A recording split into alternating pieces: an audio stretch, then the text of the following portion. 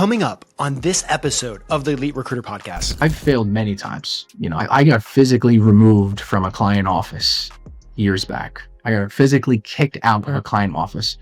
And I went into a Starbucks and I cried my eyes out. If you use AI and you have a bad sales strategy or a bad process, it will destroy your organization.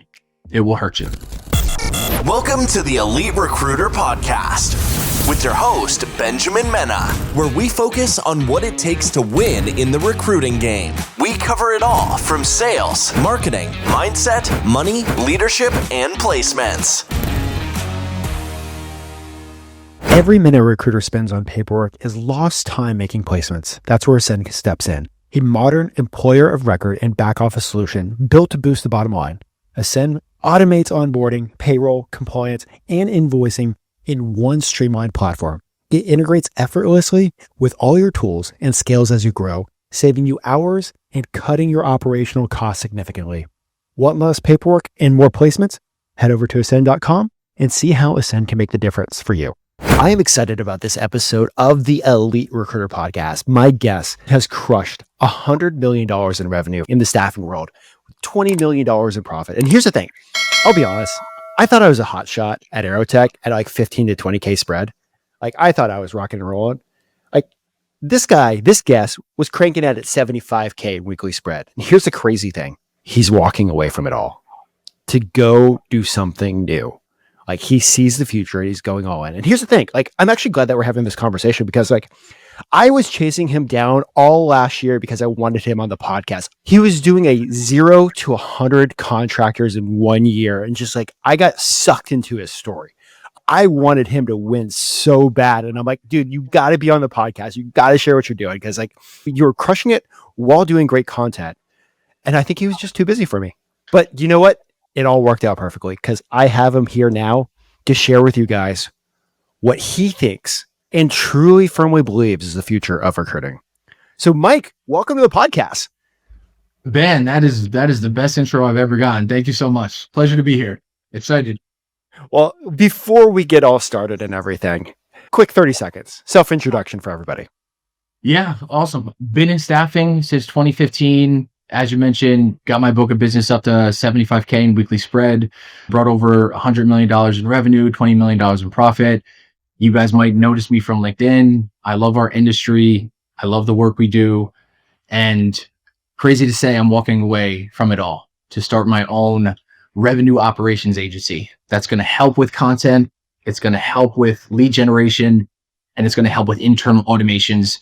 And I love staffing and recruiting so much that my agency is going to be specifically designed for small and mid-size staffing and recruiting firms. So we're going to break down so many questions about like AI, but I'm also going to dig into like this, like how you got to being so good on the sales side. Thank you. Because man, I thought I was crushing it. Like, most of the other recruiters are like a 5 or 6K spread. I'm like, 15 to 20, I'm a rock star. And then of course, my world gets blown up by people like you. Like, oh yeah, 75K weekly spread. Here we go. Bro, you are crushing it. Don't even think like that. Yeah. Well, anyway. Different situation. Anyways, we could talk about that later. It's not about me. It's about you. All right, dude. How did you even end up in this world of recruiting? Oh, yeah. Great question. So I'm a military guy. So I got out of high school. I went right to the military. I did 4 years, 3 deployments. I loved the military. I loved, the travel. I loved everything. But after 3 deployments, I was ready to be done. Came back and my cousin was actually working in staffing and he was crushing it. He was on the road. He was meeting with customers. He was making a lot of money at a young age. And he got me an interview at the firm that I was hired at. And I fell in love with it, man. I fell in love with the grind. I fell in love with the hard work, the problem solving. And I had a really good team around me too. And not everybody gets that. And I'm very fortunate because a lot of my success, tons of hard work, right? Tons of grit. But you don't get those type of numbers if you don't have a really, really good team around you, great leadership, and a good process in play. Okay. 3 deployments. Are we talking like Afghanistan, Iraq? Or are we talking like... No. So I did 3 of the exact same deployments. So I was in the Navy. So I was on a surface ship called the USS Ponce, named after Ponce de Leon. So I did 3 of the exact same deployments. So I went over to Europe, went to the Middle East, stopped in Europe, went to Italy, Portugal, Spain, all over. And all the places I went into the Middle East weren't combat zones. So I went to, fortunately for me, my experience was very good. And I know that's not the same experience for everybody, but yeah, I went to Dubai a couple of times, went to Jordan, I went to Egypt. So my deployment experience was fun. It was different than many of the service members. My only complaint about being a military brat is we never got to live overseas. Yeah, I have friends who were stationed in Italy or Japan, and they never came back. I know. They never came back. Okay, so let's fast forward. Like you got into the first staffing job. The pay is wildly different than the Navy. Like, how was that first few months like rolling in? And I mean, talk about a transition. Yeah, look, I'll be very direct. I struggled at first. The military is an organization where you can be very direct with people. Everyone is held to a standard. You get feedback right away. So jumping into agency staffing was hard for me at first, and I didn't do very well. So I got lucky on my first placement. My first placement was me doing a reference check, hiring manager picking up, me mentioning the candidate's name, and the manager saying, "Oh, I know him. I would love to hire him. Here's a job number. Put him to this. I'll bring him back." So that was my first placement. I didn't make another placement for another year, literally. So yeah. Okay, we have to unpack this. Like, you didn't make another placement for a year. Like, why did they keep you? I had a good relationship with my boss. Yeah, I had a really, really great mentor coming up, and he knew I was working hard. He knew that I was doing all the right things. I was always on the phone. I was on the road. I was getting meetings. I just wasn't getting business. And fortunately for me, he believed in me and gave me some leeway. And then by year 2, I started to ramp up. And by year 3, I had a strong book of business that I had built. Why did you not quit that first year? I thought about it. Yeah, I thought about it. So my first year, I was a personal trainer in college, and I was doing personal training at night. Back then, we went 5 days a week into the office. I'd go into the office. I'd be in the gym training people after. I definitely thought about it. But one thing that I was very fortunate with is there were 3 or 4 top producers in my office. And I'm talking like people at like 70, 80K.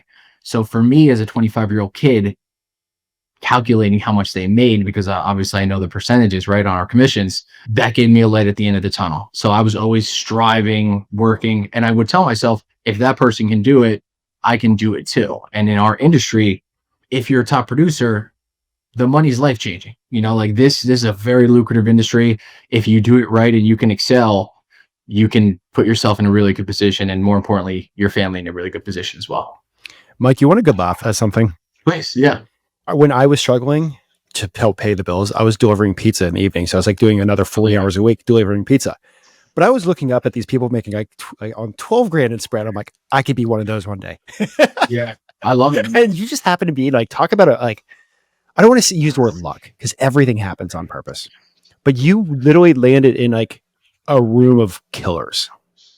I think luck is often disguised, right? I think you need to work extremely hard to get anything of value in this world, but you do need to have a little bit of luck too. You need to be in the right place at the right time. You need to be around the right people. You need to meet the right clients. You need to have the right mentors. I would go into that office and I would watch how somebody who was at 80K in weekly spread, how they carried themselves, how they spoke, how they communicated with their clients. And that gave me a very clear roadmap that, hey, if I can do this, I can get there too.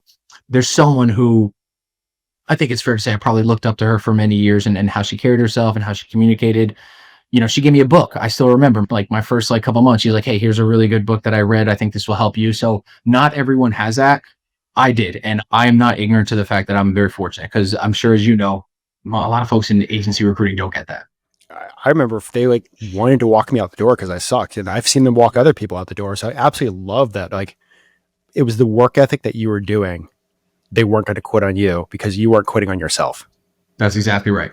Yeah, that's exactly right. And I made a lot of mistakes. I still make a lot of mistakes. Like I'm sure you see through my content, right? Like I experiment. I do different things. I push limits. Most folks who quit your job. What's that? I said you quit your job. I just number 2 producer at $1 billion staffing company. I just resigned, so I push the limits. And in the military, sometimes they tell you to tone that down. I was very fortunate that when I first started in staffing, I was encouraged to do that. I had a boss who would push me to push the limits and always had my back if I made a mistake. All right, we're gonna talk about some sales stuff in a bit, and we're gonna go deep on AI and what is bullshit versus what's actually legit. But I want to talk about this. You sucked me into your world on Instagram last year. It was like I think I ran across you like contractor number 20 or something like that. You're like the road 100. I want you to talk about this because like I think this is something that like every recruiter should like have like a rally call. And the rally call really it builds you up, but like it creates the energy around you. 100%. Yeah. So I'll start you from the beginning of last year. So it was probably February, maybe early March. And I looked at the numbers that I was doing. I was, very conscientious of the conversations I was having with my clients. And I had a really good synergy with somebody on my team. She, just like me, very outcome focused. And I was like, I think this year's going to be unreal. Like, I think I'm going to crush this year. And I started to tinker and play with video. LinkedIn had just given you the option to make videos. And I started learning how to edit. And I said, I'm going to document this. Like, I'm going to document my day. If I go to Phoenix, if I go to Sunrise, if I'm doing a contractor event, like I'm going to start to document some of this and I'm going to create content around it. I think people underestimate how exciting our job is, especially for the outside sales folks. Once I started to create content around it, I started to get a lot of traction and I started to get a lot of people to ask me questions about it and how am I doing it? And then I started to get customers asking me about it and customers reaching out and prospects. And that's the moment where I said, I have something here. And I doubled down on it. And, I post 2 to 3 times a week on LinkedIn now. And anybody in our industry, I encourage you to, just like you're doing with this, right? Like put yourself out there, tell your story. It will benefit your career. It will increase your income. It will help you bring in leads. Like the value that posting on LinkedIn and putting yourself out there, it's unmatched. I think another thing that you did with this is you spoke out your goal. Almost every single time I saw you online, you're projecting that into the universe. Yes. Like, let's fast forward a little farther into the year. Like you're 75, 80. What was your headspace like? Yeah, I was locked in. So, my daughter was born October 2023. And, last year was tough. Last year was like, and right? You got a little one, sleep deprivation, being pulled in different directions, that voice in your head saying, am I spending enough time with my kid? Am I on the road too much? I'm someone who, I had that voice in my head a lot. When I spoke that goal and when I said, all right, I'm going to make 100 placements, I'm going to be loud about it and I'm going to put it out there, it pushed me to be 100% locked into doing it. I'm super goal oriented. Like I write all my goals down every day, multiple times a day. I look at them. In our industry, you have so many things. And I think this is a good point with AI too and automation, right? You have so many things that are grabbing at your attention, right? The most important thing that matters is your production and the outcome, because that's what benefits you. That's what benefits your family. So speaking that goal, writing those goals, being focused on them, that gives me direction every single day. And you didn't hit your goal. That's right. Yeah. That hurt. Yeah. But like, and you'll tell everybody like what you ended up with. With you not hitting your goal, was it still higher than you've ever done before? No. The most placements I ever did was like 160 in 1 year, and that was post COVID though. So you remember that one? That was just ridiculous, So in my head, I almost don't count that as real because of variables that we're never going to see again. At least hopefully. Yeah. Yes. Absolutely. Yeah. But as far as last year, I'm more proud of the work I did last year than I am the work I did in 2021 because and I missed the goal by 1, right? So I was trending the entire way. Q1, Q2, crushing it. Q3 started to slow down. Q4, I was like, oh no. Q4, I was like, it's unlikely I'm going to hit it, but obviously keep pushing. But yeah, even though I didn't hit it, that's okay because I learned a lot about posting about it and I learned a lot about brand and content. And it's kind of interesting, right? Because if I didn't put that goal out there, I wouldn't be doing what I'm doing now. Like I essentially just quit my job to start an agency that's going to help staffing and recruiting firms with lead generation, automation, but also content, right? Like that's a huge part about what I'm doing. So if I didn't set that goal, do that goal, and maybe even miss that goal, I wouldn't be in the position that I am right now.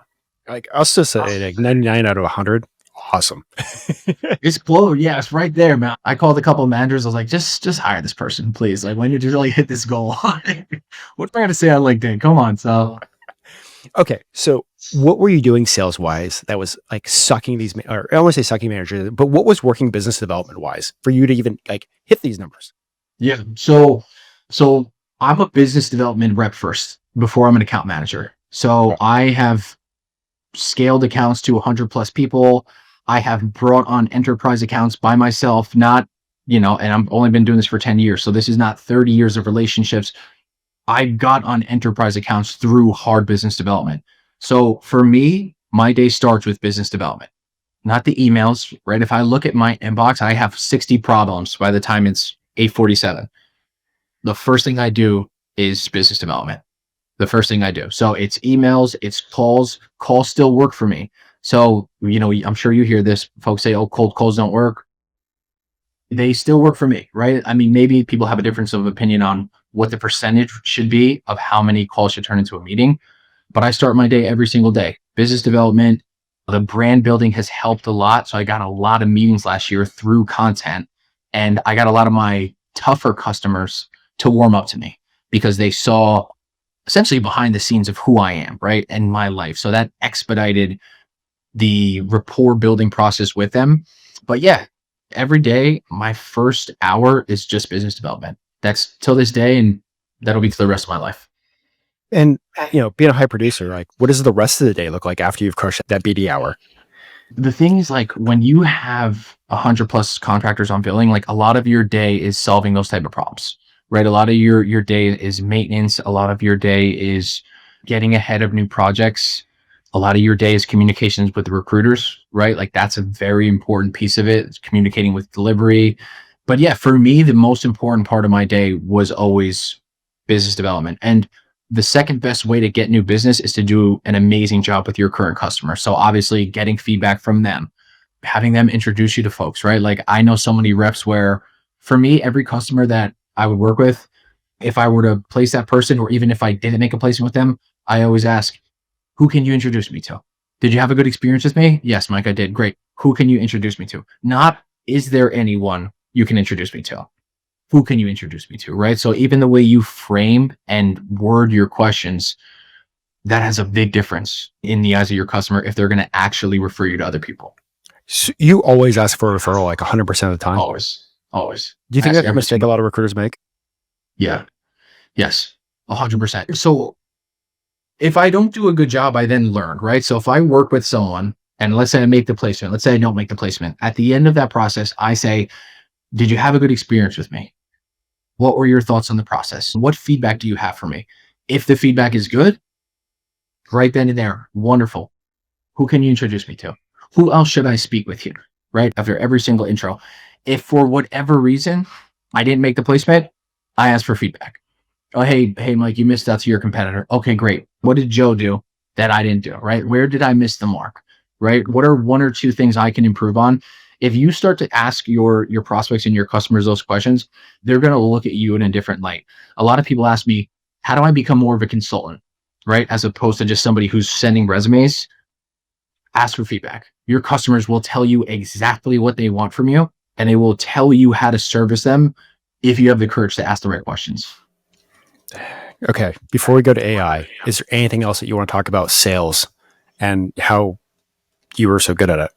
Yeah, I mean, I would encourage everybody to start posting, like put yourself out there, right? So like it's twofold, right? Let's say you're someone who's been in the game for 5+ years, you have experience, you have placements, you have a story, you have an ICP. Talk about that, right? Talk about the things you've done. Tell your customers that you are someone who can solve their specific problems. And the way you do that is through content, it's through engagement.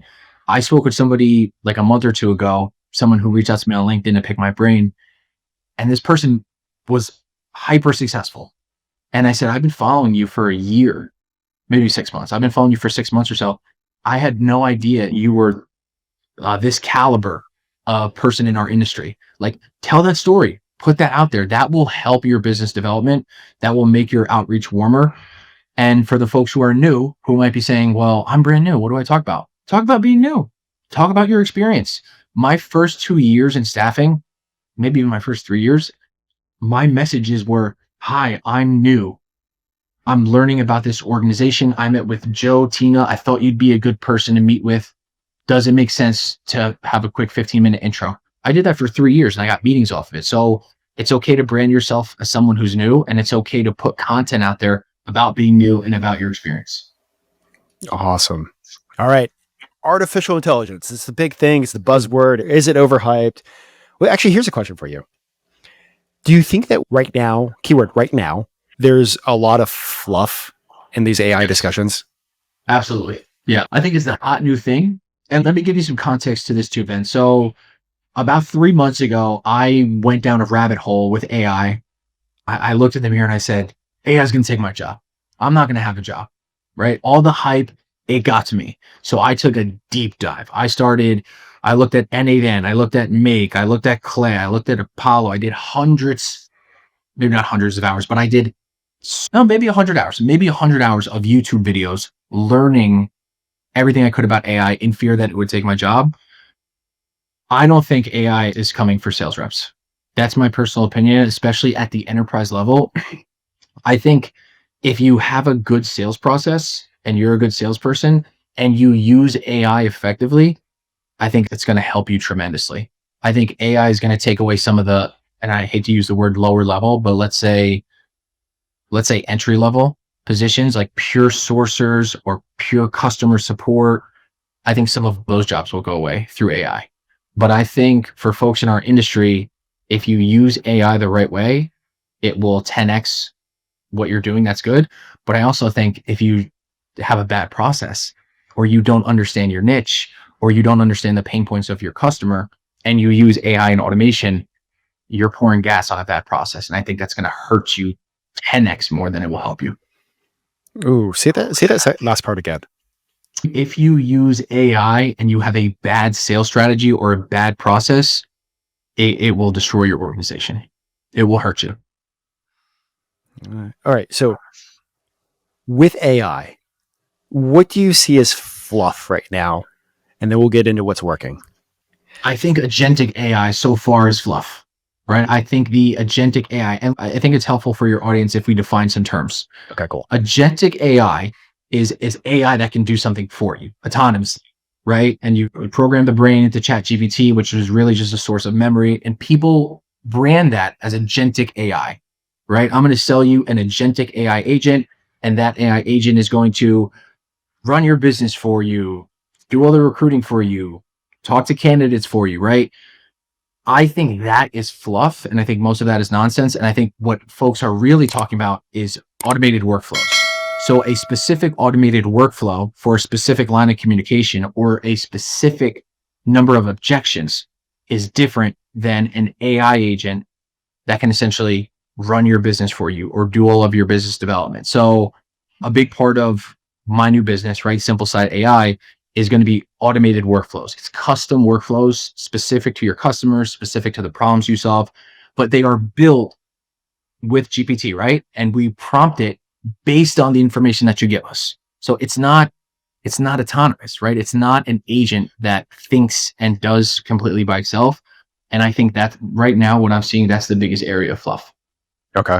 I mean, I've seen some really good stuff, but I see constantly every 5 seconds, this thing can run everything for you. This thing can run everything for you. I'm always if it's so good, I would keep it to myself. Yes. Yeah. It's you're showing me how to do something. You're bringing me to your landing page, and then you sell a course for $10,000, yeah. Look, I'm super excited about automation, right? I want to be clear about that. I think there's a huge place for automation in the future of staffing and recruiting. I just quit my job to start an agency that a big part of the business is doing that. With you looking in the future, I mean, top producer, absolutely crushing it. Quit your job. You've gone it all in. You were afraid that AI was going to take your job. Like, where do you see the use cases, the actual use cases, and not just the bullshit use cases? Yeah, that's a great question. So the specific use cases and I consider it automation with AI tools, right? So like the right AI tools, Clay, Apollo, those tools are great if they're used right, if you customize them, again, for the customers that you saw. But if you're just sending out generic messages, that doesn't work. I think in our industry, I think the back offices are going to get extremely lean. I think you can have one or two billing folks, and I think you can cover hundreds of millions of dollars of revenue just through one or two billing folks with the right automation. So I think in staffing and recruiting, big back offices are going to get very lean. I think your top sales reps are going to take more market share, right? So a common phrase that we hear in our industry is that 80% of the results come from 20% of the workforce, right? I think like 5% of the workforce is going to produce 95% of the results, because if you're doing the right things from an outreach perspective, if you're doing the right things from a content perspective, if you're doing the right things from a prospecting perspective, you can essentially do that at scale now, right? So what used to take me 3-4 hours to compile research of my ICP, of their problems, another hour to contract messaging, I can do that now in 30 minutes, right? So that's the difference. But I also know how to do that. So if I didn't know how to get that information, if I didn't know the communication that I need, right, for the prompts, it would be hard for me to do that. But since I already understand how to get it, the automation gives me an opportunity to 10x the output. I want to go a little deeper on this 5% with 95% market share. Like, in the future, what is that person doing? What does that person look like? Such a good question. That's such a good question. So I believe that we are in the beginning stages of seeing the salesperson operator, right? Maybe they're called the account operator. But what they do is they bring in business, right? So they're a salesperson for a staffing agency. They bring in business, they grow accounts, and then they create automated workflows to be able to support those accounts. And I'll give you a couple examples. Anyone who's on the enterprise side, we have SLAs we have to meet, right? Service level agreements. I can tell you from experience, we have to hire people to help with those SLAs. We have to find the information. We have to pull from different data sources, right? The right automations completely automate SLAs, right? Surveys, right? Surveys and research and data. We would hire folks to do that. I believe that in a couple of years, maybe it's 2, maybe it's 5, but I think your salesperson is going to work as an operator. So they are going to be able to automate those processes, and they're going to be able to cover the reporting, the analytics, the sales, the account management, the strategy, right? They're going to cover everything for one account. So instead of having 25 people that support an enterprise account, I think you might have 5. So one of the things about AI and all this stuff and this automation, I'm not going to lie, the tools that like recruiters use that with the AI built in, like, are good, but learning how to build AI, it's almost like this operator, this high revenue salesperson needs to be so good at their craft. How do they take the time to learn AI? Or is this like something that every organization, like, I've been calling him a recruiting engineer behind the scenes. Yeah, I've seen that. Yeah. But like, should this high level rock star start learning how to build all these things? Or is this something that needs to be outsourced? That's a great question. For folks that own agencies, right? So if you're trying to scale your agency, it doesn't necessarily make sense for you to try to learn N8N and Zapier and Make right off the bat, right? I would, and I'm biased obviously because I'm going to be selling service, but you can expedite your learning curve by bringing people in. And I say this because I did the exact same thing. So even when I was starting Simpleside, I said, I'm not going to be able to learn every single thing. And I partnered with an engineer. So I have an automation engineer that does the larger automations, right? 10 plus node automations. I think the next generation of salespeople, I think that this is just going to be part of our process and what we learn. So the same way that we would learn Discover Org and you learn how to navigate through that, I think the onboarding process is going to be down the road eventually, and this could be many years away, but I think people are going to learn N8N, right? The same way you learn a CRM, right? People are going to start to learn some of that. There's without a doubt a learning curve, but once you dive in and if you do it the right way, it's definitely something that salespeople can pick up. They may not be creating 20-step node workflows, but it's without a doubt something that I believe that a lot of staffing people are going to be using. Do you think as time goes forward, some of these programs, I mean, the programs are going to change, but do you think they're going to become easier to learn and operate? Or do you think it's going to get more complex? Yeah, that's a great question. It depends where the tech goes, right? One of the reasons I started SimpleSide is because I know that there's so many new tools and so much tech coming out. There's no way someone could take that all in and learn it, right? So like that's part of the idea of SimpleSide is to help bridge that gap. I think there is a simple side to AI and automation, but I'm not 100% sure. I'm not 100% sure if they're going to become easier to learn or harder to learn. Well, okay, let's put a pause there on this.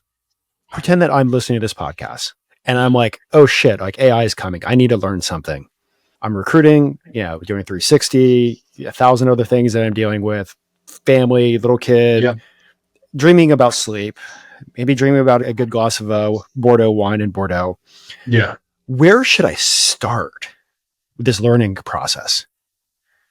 The first tool, if you're on the sales side, that I would learn is Clay. Clay is, in my opinion, it's one of the best automation tools out there. So essentially what Clay will do, it will scrape LinkedIn, it will give you emails, it will give you numbers. It's the more expensive plan. But if you are willing to do that, you can create webhooks, right? And you can essentially automate some of that outreach, right? So you'll still craft the messaging. Clay is a great place to start. I also think anybody who is willing to put some extra hours in and learn the no code, low code automation, I think there's a huge opportunity there. So N8N is tough. Make is a lot easier. So Make is what I started with. The templates are there. You can learn Make fairly quick. N8N is harder. There's some JSON, there's some JavaScript. That's something where you will have to watch more tutorials. But I would start with Make. I would start with Clay. But you know what's so funny, Ben? I would make sure you have a sales foundation first. I feel very strongly about that. But that's not the fun part, right? I know that. So that's the thing with the AI, right? So the AI and the tech folks, they want to brand it as if these tools will make your job easy. And they won't. Like, I'm sorry, you can learn Clay, you can learn Make, you can create workflows. Working in staffing and working in recruiting is still hard. And if you're going to build a book of business, you're still going to face rejection and you're still going to have days where you want to bang your head against the wall. That's not going away through AI. And that frustrates me sometimes because I feel like that's becoming the consensus where the AI and the automation guys are saying, these tools will make your life easy. It will make your job easy. Maybe it'll make it easier, but it's not going to make your job easy. It's not a shortcut. It's in addition to, right? It's in addition to a good process and a good sales strategy. The Elite Recruiter Podcast has multiple summits coming up that you need to make sure that you are registered for. We have the AI Recruiting Summit 2025 coming up. And on top of that, finish the year strong. These two summits are going to help you move the needle, help you achieve your goals, help you achieve your dreams, and make 2025 the year that you started out and you wanted it to be. Make sure you get registered and also stay tuned. We got something cooking for you guys. Working on another project that you guys are going to absolutely love. All right. See you guys at the summits and see you guys soon. So my Instagram feed is flooded with what feels like agencies to sell me leads. Yeah. But I don't think any of them have ever been in recruiting. Yeah, that's exactly right. I went through the same thing. I went through the exact same thing. So all of the AI firms, the automation firms, right? They don't understand staff. They don't understand recruiting. They don't understand the nuances. It's a different type of sales, right? And I went to my network too. So when I first had this idea, I spoke to 20 people that were CEOs of staffing firms that ramped up and sold staffing firms that are founders of staffing firms now. And I asked them, what are some of the problems that you guys are facing, right? What are some of the issues that you're seeing with automation and AI? And a common answer that I got was that the agencies don't understand staffing. They don't understand the nuances of our industry. And again, that's a big reason why I'm going all in on this idea, because I feel that Simple Side is going to bridge that gap. And I feel Simple Side is going to help staffing and recruiting agency owners solve that problem. So, and I know we talked about this offline, and I want to like circle back to this, but the idea of RevOps in recruiting. And I think like we talk about RevOps in other places outside of recruiting constantly, and it's a great thing to talk about, but I think it's like a thing that we should talk about more. Like in our bubble that we live in this perfect world of recruiting and staffing, what the hell is RevOps? It's a great question. Yeah. So I define RevOps as really 3 pillars for me, right? So first and foremost, the idea of RevOps is to increase the profitability of your firm, period. Automation, the point of automation is to increase the profitability of the firm. It's to make the firm more effective. A lot of the AI automation and the workflow folks, they miss that. And I've seen hundreds of workflows that don't address making a firm more profitable, right? So in my like I've seen like plenty of these recruiters use these firms, and then they come back chatting with me and they're like, hey, I just spent like 10 grand and I got fucking nothing. Nothing, period. Yes. And the RevOps is, you need to get a return on investment for it, right? So, and I'm sure you've seen it, right? I can tell you all the different videos I've watched of these automations that don't move the needle, that simply move data internally, right? Like, how do you move the needle? How do you save the producer's time, right? How do you give them time back? How do you increase the probability that you're going to get business? How do you increase the probability that you're going to get in front of the right people? So for me, it's threefold, right? It's one, it's content creation and brand. I think you can have a great outreach strategy. I think you can have great relationships, but if people don't know you, if people don't know your brand, if people don't know the problems that you solve, it's going to be hard to get your name out there. So for me, RevOps is content creation is one piece, lead generation, right? Getting good leads, getting in front of people that have budget, that have problems that you solve. And then also the automation piece, right? How do you create internal automations that give Ben 2 hours, an extra 2 hours every day to hit the phones, right? And you don't automate the phones. You don't automate the app. You don't automate the actual client contact, right? You automate anything that can give you more time to do that, right? So that's how I break down and define RevOps.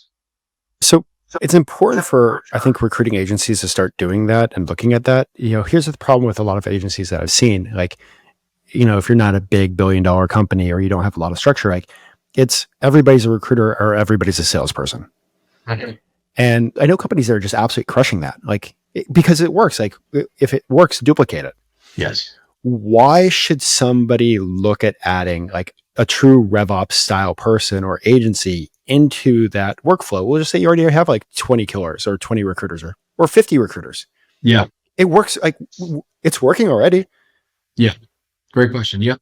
RevOps makes sense, right? So for us, right, what makes the most sense, the agencies that we can help the most are agencies that already have a good process in play, that they're already doing something that's working, right? So essentially, if you have a great salesperson and you know that their outreach is great, you know that the branding is great, you know their customers love them, RevOps gives you an opportunity to expand their efforts, right? That's what it does. But it's not in lieu of the fundamentals, right? And that's, one of the problems that we're going to hopefully solve is implementing that strategy, helping firms with that.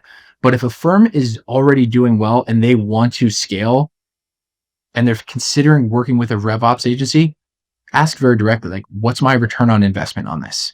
Not, oh, you're going to get me 5 leads. Great. Oh, you're going to get me 5 meetings.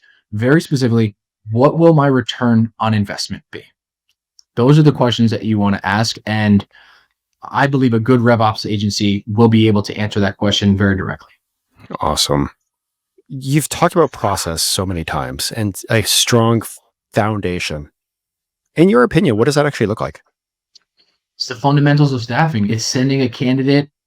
It's getting a requirement and then updating the client or sending a resume within 24 hours. It's reaching out to a prospect and understanding that you are more than likely going to have 7 reach outs before they ever get back to you. It's understanding that when you send a business development email, if in a day or so, you also ping them on LinkedIn and say, hey, Mike Mello here, I sent you an email, wanted to put a face to the name. I'm sure you're busy, no pressure. right? It's the old school fundamentals. It's bringing your recruiters in to high level calls so they can see the opportunity and get excited about it. It's talking to your network, getting referrals, getting references. It's creating referral programs to expedite business. It's understanding the problems that someone who hires contingent workers has and the differences and the nuances from someone who hires only full-time people, right? So GPT is not coming to save you if you don't know these type of things, right? So the fundamentals, in my opinion, are more important than the automation. It might sound crazy for someone who just quit a job and starting a RevOps and automation agency, but the fundamentals and knowing the cadence and becoming obsessed with your customers and their problems and branding yourself in that light, that is the most important part. That is 10 times more important than learning Clay or learning Make. Now, once you have that foundation, then you can say, hey, this works. Let's pour some gas on it, right? Let's 2, let's 3, let's 4x this. And automation and good RevOps and good content creation will help you do that. Okay, so foundation's done. You decide to like learn this stuff to throw some gasoline on the right fire and not like the dumpster fire. Yeah. In reality, how, like, give it to us straight. Like, how long does it take to learn, like, we'll say Clay to be effective? I'm still learning it. Yeah, like, look, I'll be very transparent. I did 3 months of N8N, Clay, Make. My partner and I were using Clay 2 days ago, looking at it, and I'm like, oh, look at this. Like, oh, we can create a webhook here, and we can put it into the CRM. So I think these tools, you're always going to be learning new stuff.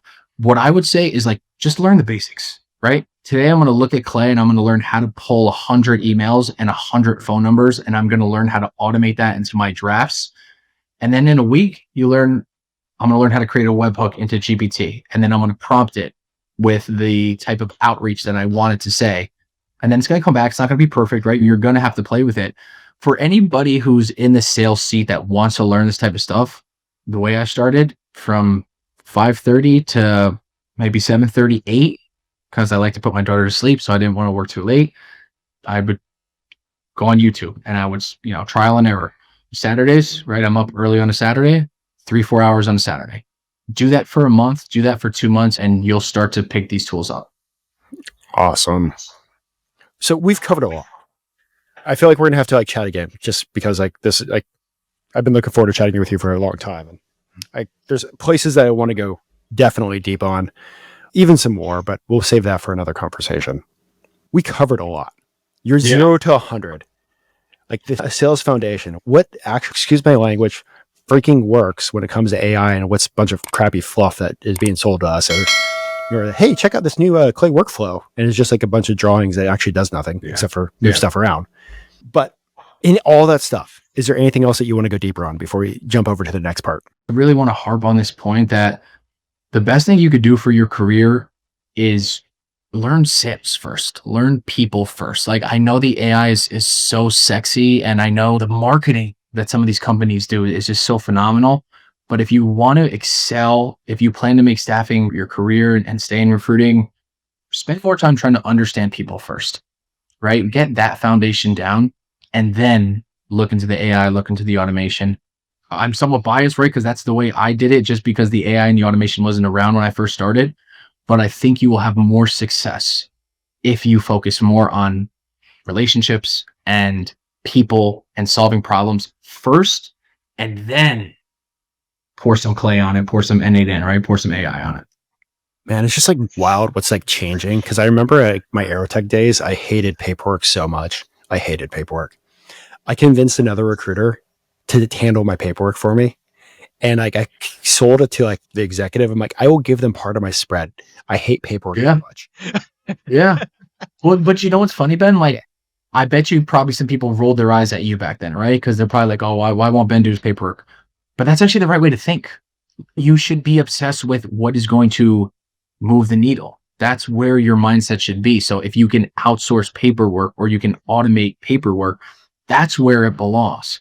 Not how some of it's marketed now, right? Like, you want to spend your time moving the needle, moving your business, right? Not doing paperwork. Oh, with how it's marketed, because my God, it just sounds so sexy. Like, the signal is going to like hit this and it's automatically going to do everything based on the signal of blah, blah, blah, blah, blah. Do you think recruiters are getting lazy? Oh man, I can't say a blanket statement that all recruiters are getting lazy. I got to make sure I don't say anything too. Actually, I guess it doesn't matter, right? It doesn't matter what I say. I think there's a lot of people in staffing and recruiting that won't be here in a couple of years. I think there's a lot of people that are going through the motions. I think there's a lot of people that were riding the high of post-COVID. I know people that didn't work very hard that were at 12 to 15K, and they were known for not putting 100% in, and they were public about it. So I think that person is out of our industry. I think that person is gone in a year. So I think there are people that maybe have been in recruiting for 10, 15 years, some of them hanging around, going through the motions. I think they're going to be gone. And I think that market share is going to go to the hungry, motivated, ambitious folks coming up. How do you stay hungry? How do you stay motivated? How do you stay ambitious? Like, what does that look like? Clear. Every day I start at zero. I'll give you a good story. I worked for a guy in the military, a guy from Louisiana, very different than me, different culture.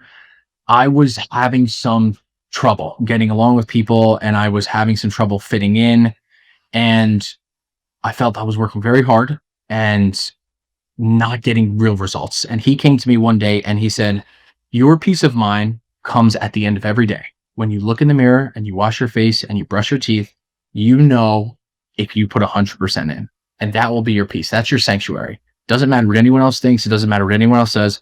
If you can look in the mirror and you know you did everything you could to be the best you are for that day, that's how you win. And I've lived my life by that mantra. So somebody who wants to stay clear, somebody who wants to move the needle, you have to be thinking about your goals. You have to write them down. They have to become a part of you. And look, there's Fridays where I skip out at 4:30 and I go to the beach on a summer Friday. So I'm not somebody who works till 10, 11 o'clock, but there are seasons of my life where I have worked till 9, 10 o'clock for 2-3 months straight. And if you want something special and valuable, you have to be willing to do something that most people won't do. Awesome. Jumping over to the quickfire questions, and they don't need to be quick answers. Sure. Mike, somebody's hearing this podcast, just got started in this wonderful world of recruiting. They see people like me saying that the world's going to burn down and AI is going to take their jobs. And then they see someone like you that's like, hey, no, like if you're good, you're going to be even better. Yeah. I hit you up and I'm like, Mike, give me some advice, brother. How do I succeed in a career here? All right. So somebody new, compare yourself to who you were yesterday, not who someone else is today. So think about every single day and think about getting a little bit better every day. Maybe that's more messages. Maybe that's more content. Maybe that's better messaging. Maybe that's better content. Niche down. So if you want to be successful, you need to niche down. You cannot just do tech anymore. That is gone. You will compete with the largest offshore vendors in the world and you will not win. Niche down, become obsessed with your ideal customer profile, go on ChatGPT and look up the 50 most common problems that your ICP has. Figure out how you can solve those problems in a unique way. Post about it on LinkedIn and craft all your messaging that way. Once you get results, figure out where you can put automation into that sequence. Do not automate the actual meetings. Do not automate the conversations, but figure out what messaging works and where you can use automation. Double down on that. Set a very specific goal of what you want for yourself. Do you want to exit, right? Do you want to ramp up your staffing firm for 5 years and exit? Do you want to get to 50K and spread? Do you want to move up the corporate ladder? Figure out what you want. I don't know if you listen to Naval at all, but he said something that moved me. He said the highest form of intelligence is getting what you want out of life. And the hardest part of that is knowing what you want. So that's my advice to anybody who's just coming in. We'll just say the same question for, if you want to get laugh, like the pizza delivery conversation we had a while back. It just reminded me that like I was delivering pizza at a time where I had to study the map on the wall and I had to memorize where to go from there. Yeah. Well, let's just say like, you get an old dog, somebody that's like 2 decades into this game now. It hits you up like, hey man, what advice do you get for me? Tell your story. If you've been in staffing and recruiting for 10 years, 15 years, you have a story. Tell it. Tell it in a way that will attract people that are like-minded to you. Tell it in a way that will attract people who have the same values as you. I know so many folks who've been in staffing and recruiting for 20, 25, 30 years. They have an amazing story and no one knows it. And their story would bring in better business. Their story would make their life easier. Their story would help them hit their goals faster if they told it in the right manner. So for somebody who's been in the industry, had success, tell your story. Love that. I mean, that's how you sucked me in, dude, last year.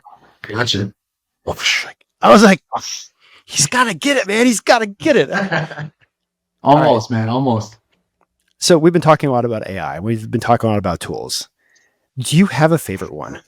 I love Make. Yeah, look, I'm not technical, right? I brought on a technical partner to help me with the actual automation piece.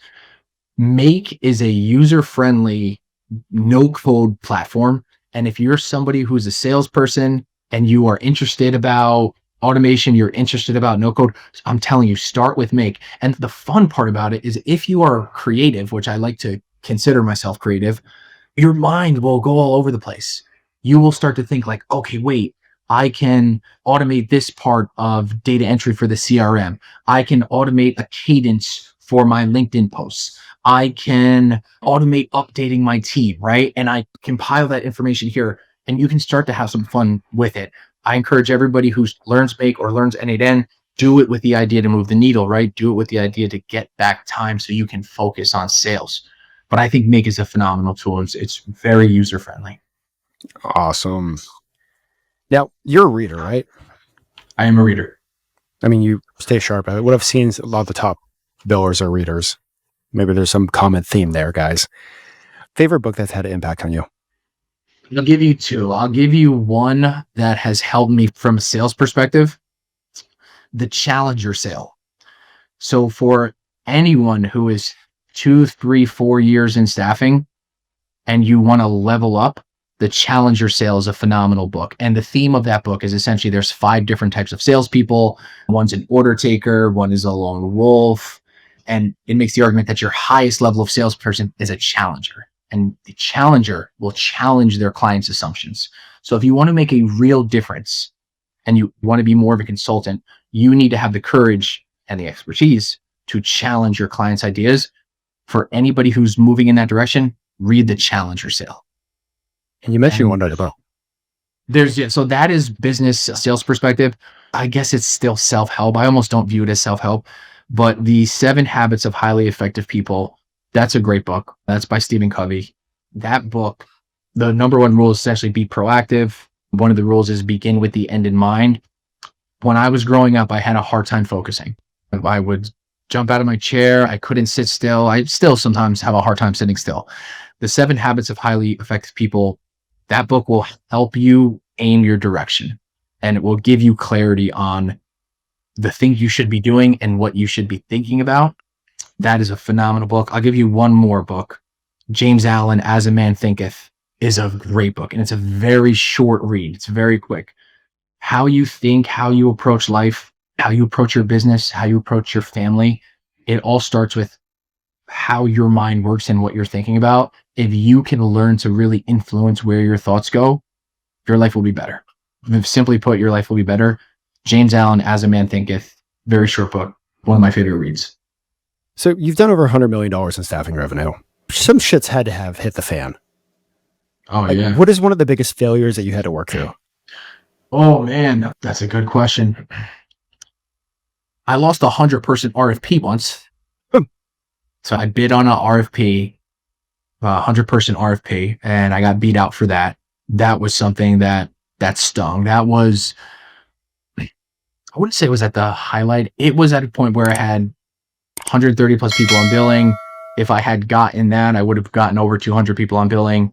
That one hurt. Look, I've failed many times. I got physically removed from a client office years back. I got physically kicked out of a client office. And I went into a Starbucks and I cried my eyes out. And I'm not, I don't want to say I'm like a typical masculine guy, but I pride myself on being strong and being formidable. And I have no shame to say it. It was a beautiful New York City day in August, many years back. And I sat in that Starbucks and I cried my eyes out because I felt like such a loser. And I remember that feeling well. But look, the next day you feel a little bit better. Day after that, you feel a little bit better. After a week, you feel a lot better. After a month, it's history. And I was able to grow my book tenfold after that experience. So for anybody in our industry who feels a rejection, or, you're getting kicked in the chest every day, I promise you, I give you my word, there's something brighter out there for you. If you keep your head down, if you put 100% in every single day. This industry has changed my life. I come from very little. I grew up on food stamps. I grew up in Section 8 housing. My father was in and out of prison. This industry has given me a good life, and my family and my daughter a good life. So for anybody who's in it, keep going. You mentioned something I think was important and personal. Like, what drives you then? Like, at the end of the day, like, what drives you? Being the best I can be, reaching my full potential. I encourage everyone. I don't know if you have a mission statement, Ben, but I think everyone should have a clear mission statement. And I have a very clear one. And every day I want to be the best that I can be for myself. It's not for a boss. It's not for recognition. It's for myself. It's for the betterment of my family.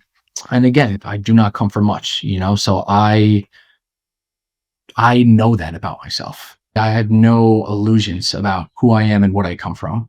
And that has kept me humble, and that has made sure that I feel no entitlement. I'm not entitled to anything. I'm only entitled to what I earn. So yeah, every day just trying to be the best version of myself. Well, I mean, you've grown up in this industry. Like, you've learned a lot, top producer.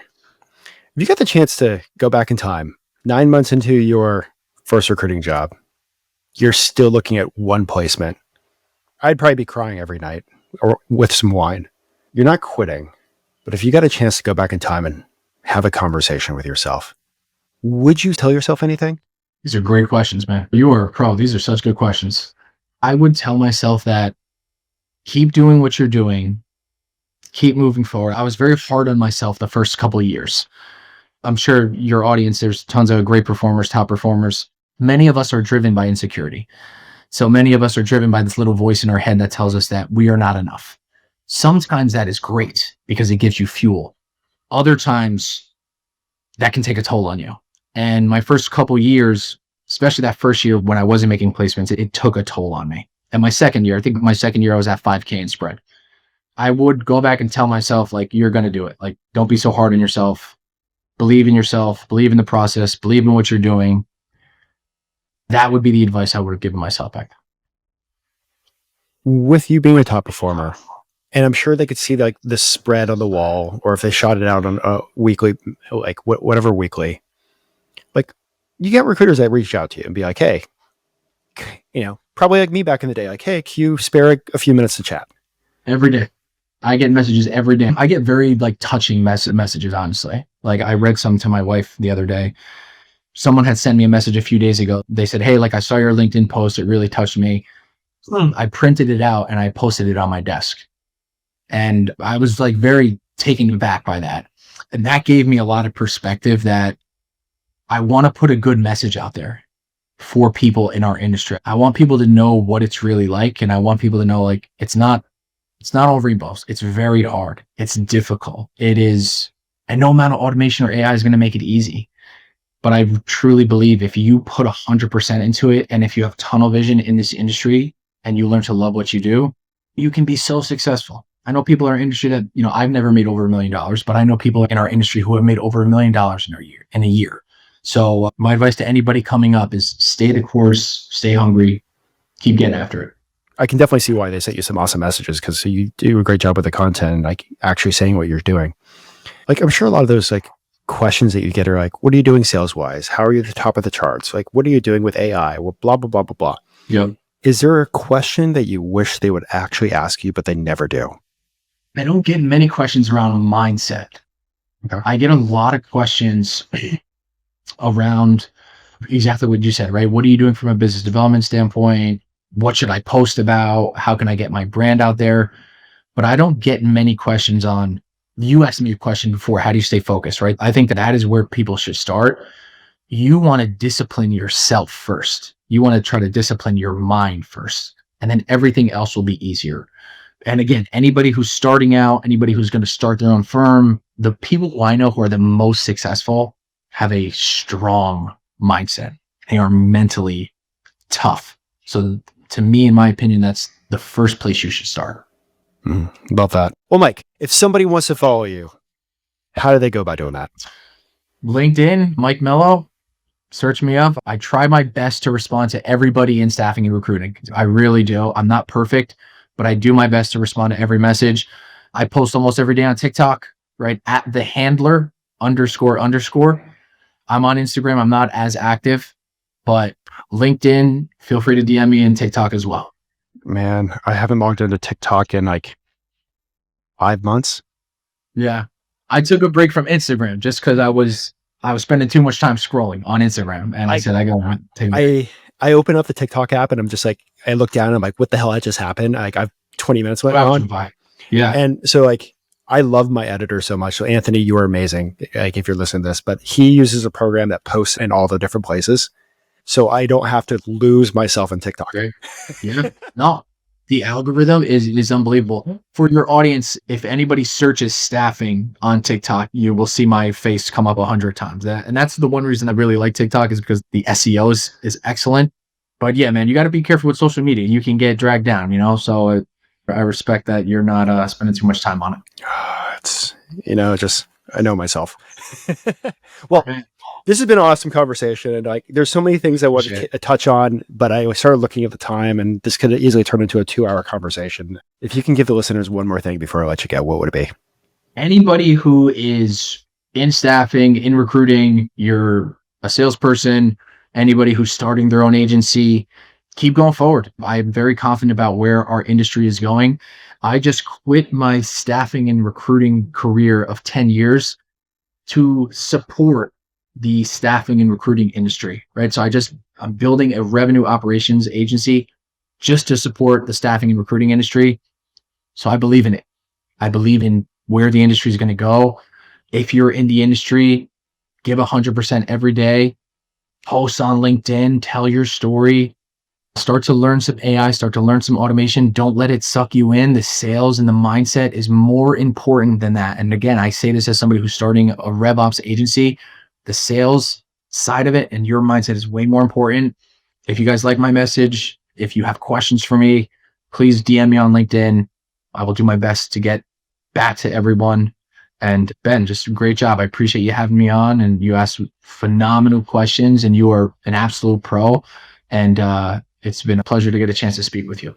Well, it's awesome to finally get you on, because you kept on brushing me off last year, Mike. I was trying to hit that goal, man. I was trying to hit that goal. I love that. You're just like, this will take me away from the focus. I need to be focused. And I get that. I respect that. And it ended up being perfect timing. But game's changing, guys. I think Mike nailed it when it comes to what you need to focus on. Sprinkle a little AI in the evenings, in the morning, but you need to focus on becoming the best you could possibly be on what you support. So guys, I want you to go keep crushing it. Make 2025 the year that you set yourself up to make your dreams come true. Go get it, guys. Every minute a recruiter spends on paperwork is lost time making placements. That's where ASCEN steps in. A modern employer of record and back office solution built to boost the bottom line. ASCEN automates onboarding, payroll, compliance, and invoicing in one streamlined platform. It integrates effortlessly with all your tools and scales as you grow, saving you hours and cutting your operational costs significantly. Want less paperwork and more placements? Head over to ascend.com and see how ASCEN can make the difference for you.